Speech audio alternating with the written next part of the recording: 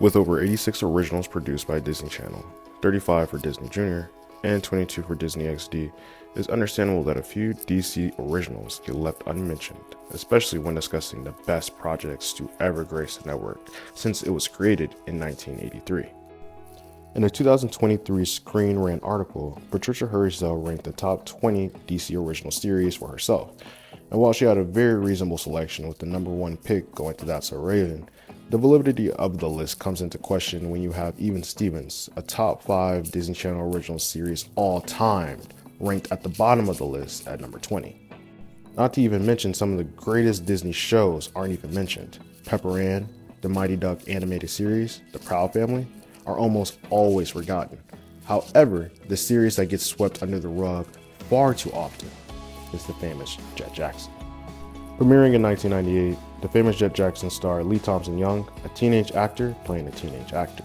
The show follows Jett as he decides to move from LA back home to his fictional hometown of Willstead, North Carolina, to get away from the high demands of his hit TV show, Silverstone, and to absorb as much of the last few years of his youth with his family's friends as possible.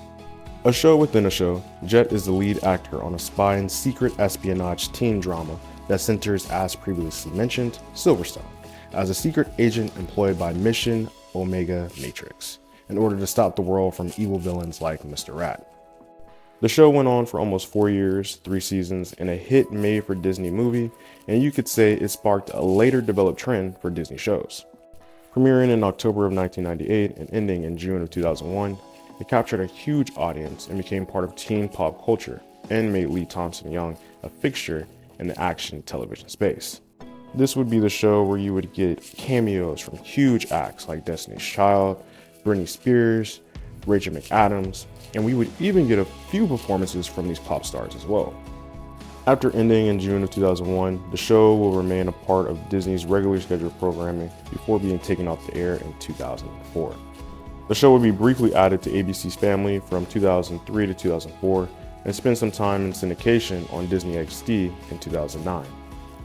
The show would get rave reviews, and Laura Fries from The Rarity even wrote an article noting in her review of the Jett Jackson movie that Lee Thompson Young serves as an inspiring role model, much like Sarah Michael in Buffy the Vampire Slayer.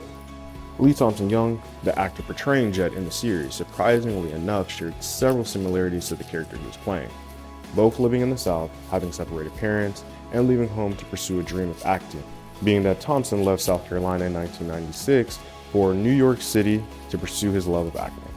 After ending in 2001, our beloved Jett Jackson would go on to star in several productions and have an extremely promising career, but not before starring in some of our favorite Disney classics like Johnny Tsunami in 1999. From there on, he would go on to star in Friday Night Lights, Akeelah and the Bee, The Hills Have Eyes, The Guardian, The Proud Family, Shiloh Showdown, South Beach, Smallville, Scrubs, Lincoln Heights, but most notably Rosalia Isles, where he starred for 4 whole years. It was then in 2014 that Thompson's young budding career would ultimately end. In August of 2013, Thompson failed to show up for a taping of Rosalia Isles.